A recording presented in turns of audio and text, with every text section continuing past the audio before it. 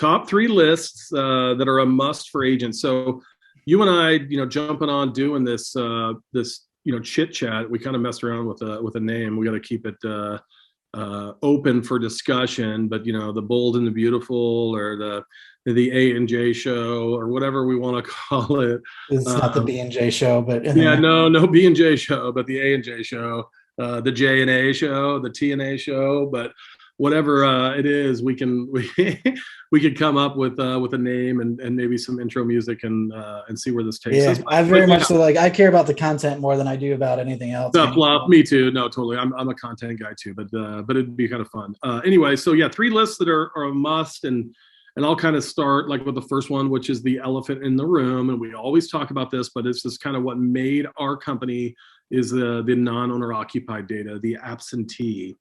And it's kind of interesting with what's going on even in our Omaha market and around the country with, some of these larger investors that are really trying to be, the next, landlord or slumlord. But at the end of the day, I think that only consists of less than 5% of all absentee owners in the US. And so to me, this is a number one priority for real estate professionals to be going after if 100%. they're going to be prospecting. Yeah, 100%. What would be number two for you? Number two, and just probably by sheer numbers, but the senior market, whatever that list consists of. So meaning like move down? Like downsizers. And, we talk to other agents, and depending on, if they have a plan of attack for these elderly people of where they progress to. For example, we have a guy in South Carolina that, he's had a really good success with like a downsizer type data set. But then finding the place for the seniors to go is on a waiting list for the TIM, the top notch, senior living type place. So I just think the numbers of where America is heading and the number of transactions that are at that 55, 60 plus market. And it's however you can skew that downsizer list. It's not just, here's what it is, but a master bedroom on the second floor or above 60.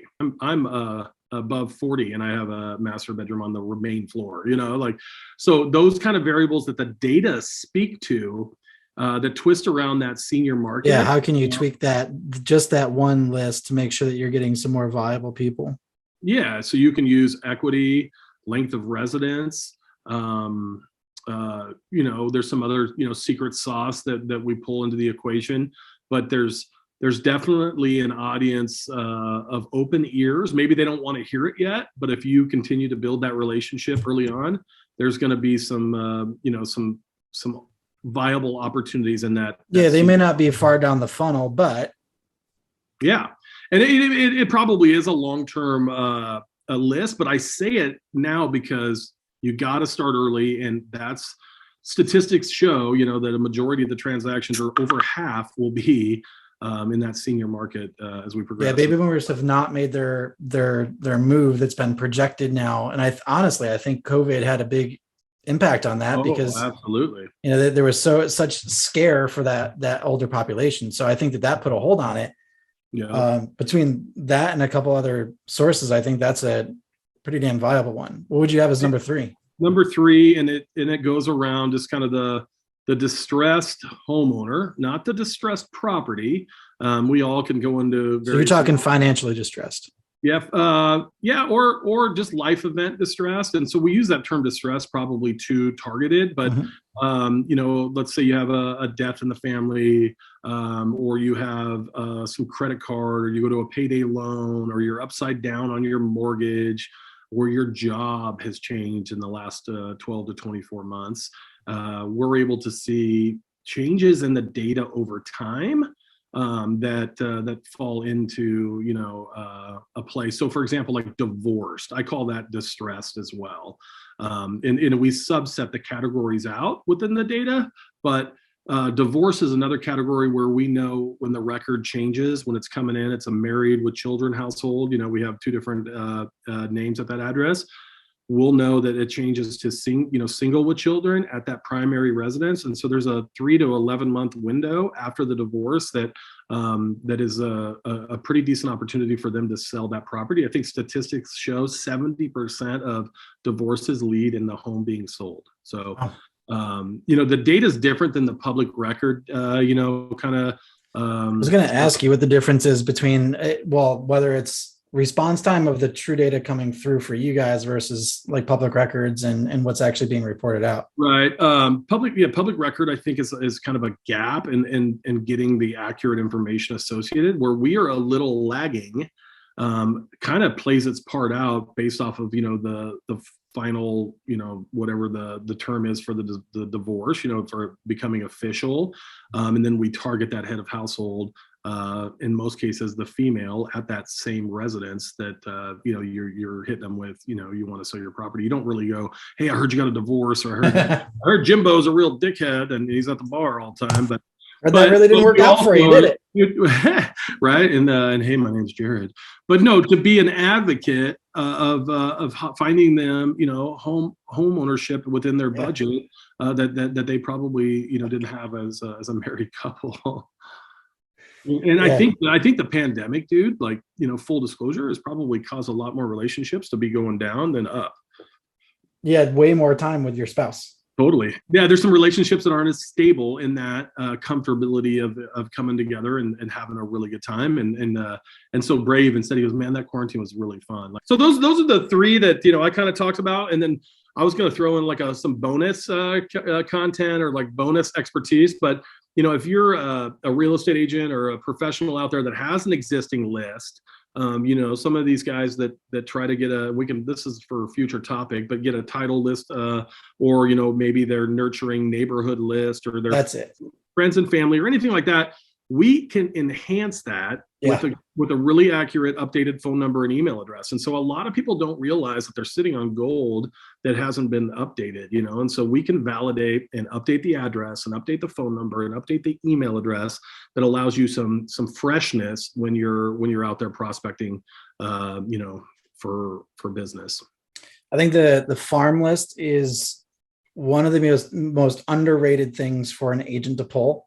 Especially right now, man, with how the market is changing around. I don't want to use the cliche, the market's shifting. Like, I think, listen, we're already there. We know that the change is happening. It's happening locally, friggin' so much faster than it is nationally in terms of reporting. So when I'm looking at the farm side of it, man, we only have like 90 days for people to position themselves as industry expert, area authority. With proof in the pudding, right? Here's my listing. Here's the property totally. No, that's so market testimonials. I mean, literally, there's so much that you can do. So I think when we talk about this too, enhancing some of the ways that people can leverage the data, it's not just calls. I mean, literally, they could sit there and just handwrite letters. Yeah. The entire time, or go into an email campaign, or go into social media and custom audiences, and there's just different ways that people can leverage it. That I don't think very many people really explore, dude.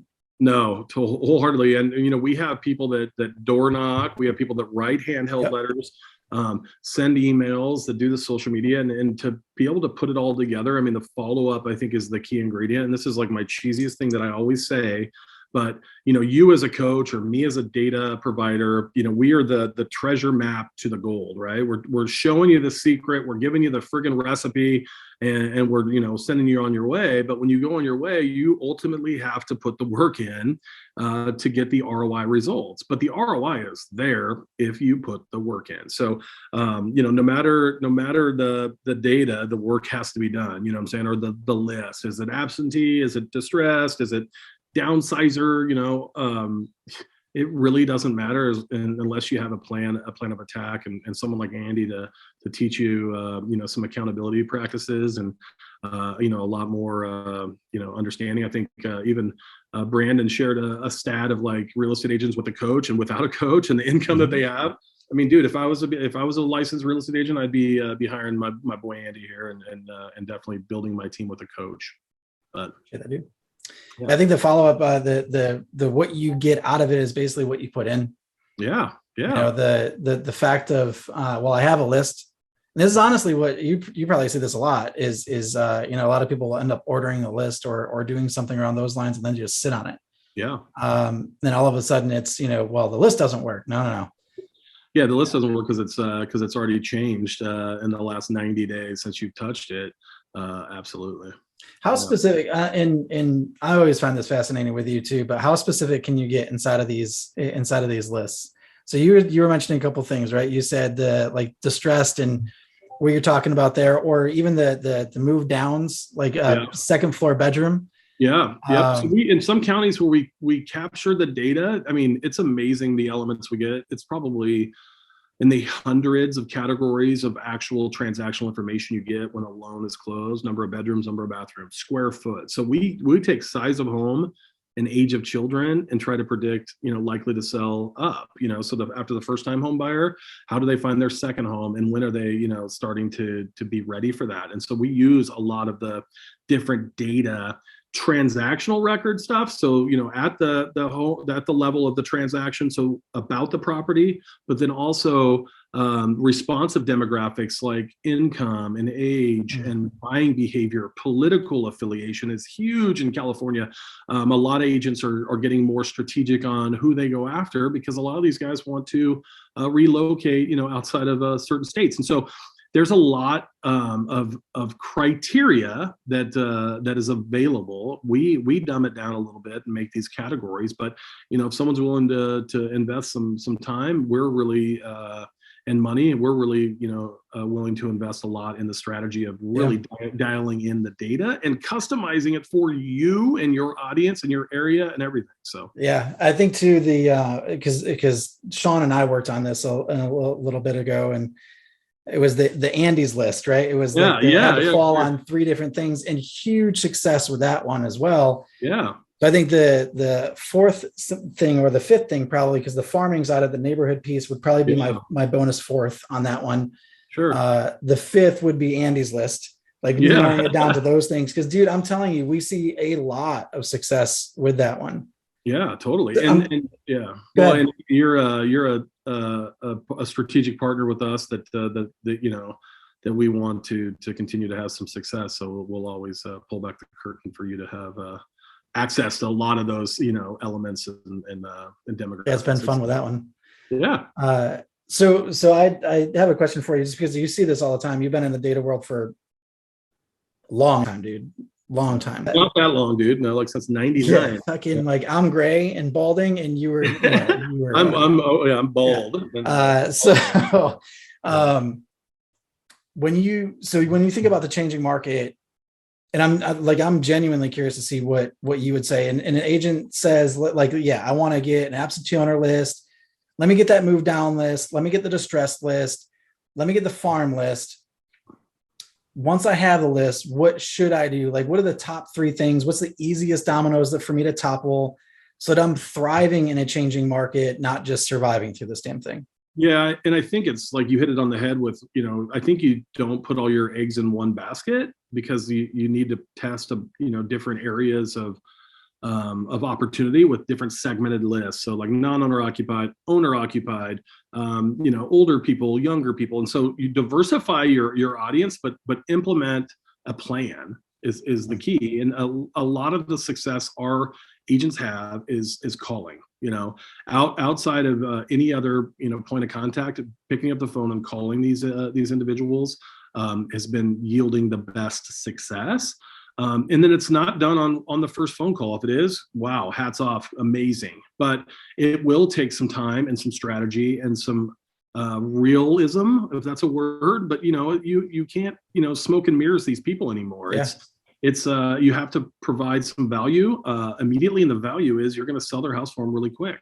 And and that's where you guys come in and really, from the post contact, once you get in the door, the magic happens, way higher than my pay level. So you guys are doing big things over there. So yeah, I think these things are, when we talk about the absentee owner list, the move down list, absentee owners, in my opinion, are probably the best source that people can go after.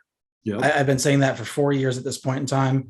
I mean, we've worked together on several absentee owner things. Again, the move down move down sellers is, I think, a phenomenal idea. The distressed is absolutely a great always going to be source. There. Yeah. And I think it's the same approach, even though you're segmenting your data, the same approach. What is your value? 100% agree with you. Find the pain and capitalize on it. But absolutely, man. Sweet. I love that, dude. Anything else you wanna add to this thing? No, I think it's a good first run at it, and Any- looking forward to continuing this and producing some really good content to provide value. I mean, at the end of the day, like I wouldn't have the successes that we have without the return on investment from our clients. And so, if we can continue to provide those values in conversation with someone like you, Andy, it's a no-brainer. So I look forward to Totally continuing. agree with you.